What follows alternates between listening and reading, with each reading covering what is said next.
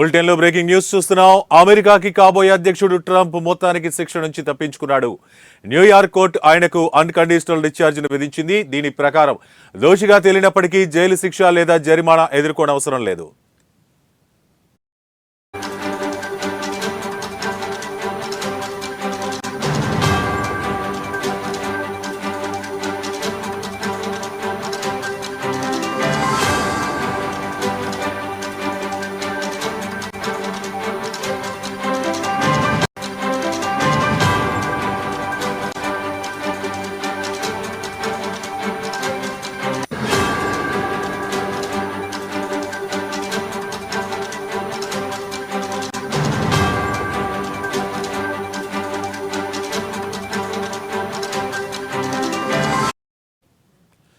ఇక ట్రంప్కు పెద్ద తలనొప్పి వదిలింది. ఆయన అధ్యక్షుడు అయ్యేందుకు అడ్డుగా మారిన హ్యాష్ మనీ కేసు నుంచి ఆయనకు విముక్తి లభించింది.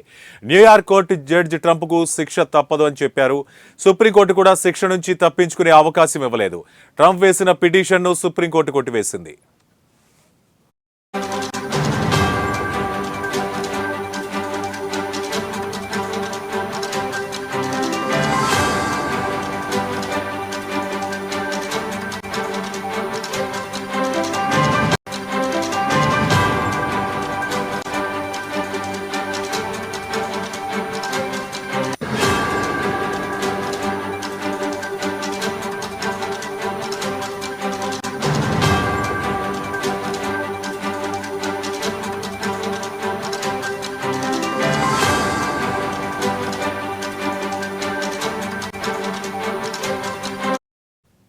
అయితే కాలం మాత్రం ట్రంప్కే కలిసి వచ్చింది. ఎన్నికల్లో దిగ్విజయం సాధించారు. ఇప్పుడు అధ్యక్షుడయ్యే ముందు శిక్ష నుంచి కూడా తప్పించుకున్నారు. హ్యాష్ మనీ కేసులో న్యూయార్క్ కోర్టు ట్రంప్కు అన్కండిషనల్ డిశ్చార్జ్ విధిస్తున్నట్లు ప్రకటించింది. దీనివల్ల ఆయన దోషి అయినప్పటికీ ఎలాంటి జైలు శిక్ష కానీ జరిమానా ఎదుర్కోనవసరం లేదు. కానీ దోషిగా నిర్ధారణ మొదటి అధ్యక్షుడిగా మాత్రం ట్రంప్ నిలవనున్నారు. ఇక డొనాల్డ్ ట్రంప్ ఈ నెల 20న అమెరికా అధ్యక్ష బాధ్యతలు స్వీకరించనున్నారు.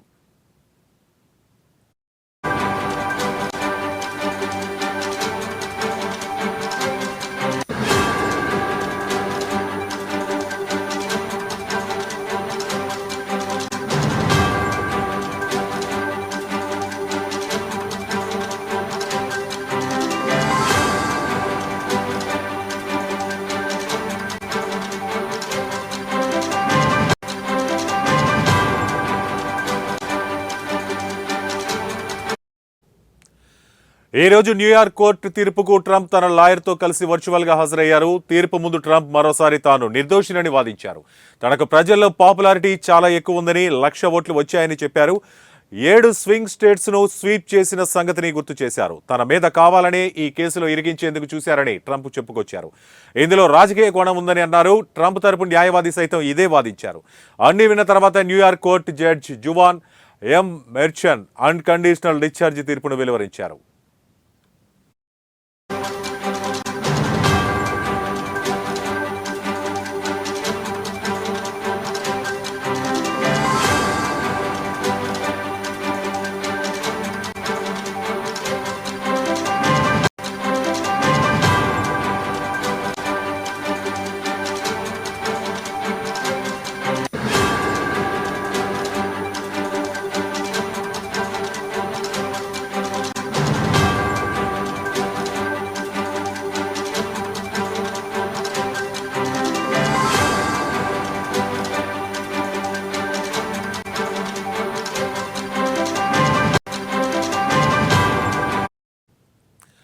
పోర్న్ స్టార్ కు హ్యాష్ మనీ ఇచ్చిన కేసులో డొనాల్డ్ ట్రంప్ దోషి అని తేలింది. దీనిపై నమోదైన అభియోగాలను కొట్టేసేందుకు న్యూయార్క్ కోర్టు తిరస్కరించింది. అధికారిక చర్యలకు సంబంధించిన కేసుల్లో మాత్రమే అధ్యక్షులకు రక్షణ ఉంటుందని న్యాయమూర్తి జువాన్ మర్చన్ స్పష్టం చేశారు. ఇక హ్యాష్ మనీ లాంటి వ్యవహారాల్లో ట్రంప్కు రక్షణ ఇవ్వలేమని తెలిపారు. అంతకుముందు ఈ కేసులో ట్రంప్ దోషిగా తేలింది.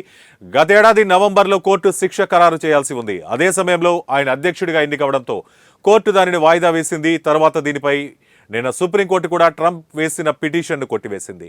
తనకు శిక్ష విధిస్తానంటూ న్యూయార్క్ న్యాయమూర్తి జారీ చేసిన ఆదేశాలను అడ్డుకోవాలంటూ ఆయన సుప్రీంకోర్టును ఆశ్రయించారు. దీనిని సుప్రీంకోర్టు తోసిపుచ్చింది.